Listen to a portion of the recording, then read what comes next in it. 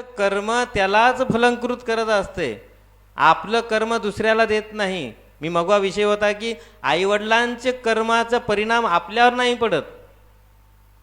आपल्याला जे काही सुखदुःख आपल्या जीवनात येतात भोगायला, हे आपल्या कर्माना येतात. आईवडील निमित्त मात्र आहेत. आईवडिलांचे कर्म त्यांच्या वैयक्तिक त्यांच्या जीवनासाठी चांगले आहेत.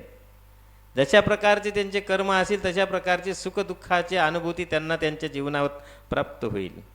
परंतु आपल्याला मिळणारी ही अनुभूती आहे, ही आपल्या कर्मानं येणारी आहे. मागचं कर्म आणि वर्तमान कर्म दोन्हीच्या कर्माचं ज्यावेळेस संगम होईल त्यावेळेस कुठेतरी आपल्याला हे सुखदुःखाचे चढ उतार आपल्या जीवनात येतात.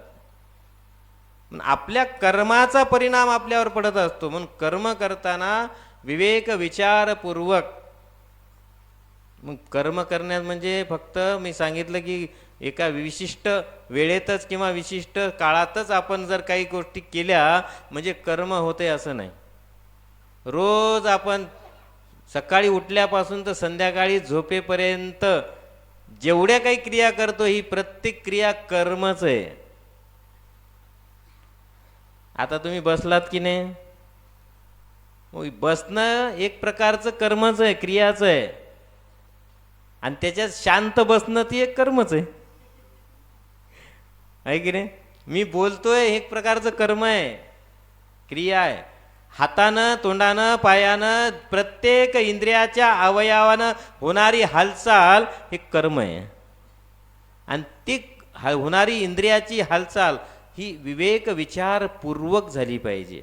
आणि विचार आपल्या मनात केव्हा निर्माण होतो, ज्यावेळेस आपण कुठेतरी संतांच्या सानिध्यामध्ये राहिलो तर, संतांच्या विचारामध्ये आपण आलो तर, सातत्यानं आपण कुठेतरी सत्संगामध्ये राहिलो तर. म्हणून जीवनामध्ये सत्संग फार महत्त्वाचा आहे. वारंवार सत्संगामध्ये आपण राहिलो पाहिजे सातत्यानं. एक देहरूपी शरीराकडं आपण या ठिकाणी बघायचं नाही.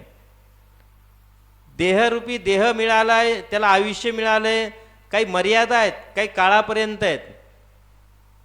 मला सांगा 5 वर्षाचं आपलं वय असताना ते अवयव, ते शरीर, ते सौंदर्य आपलं 25 वर्षाचं झाल्यावर राहते का? राहतंय का सांगा मला. जे 25 वर्षामध्ये आपलं सौंदर्य आहे किंवा शरीराचा आकार आहे तो आपला 50 वर्षे ओलांडल्यानंतर राहतो का?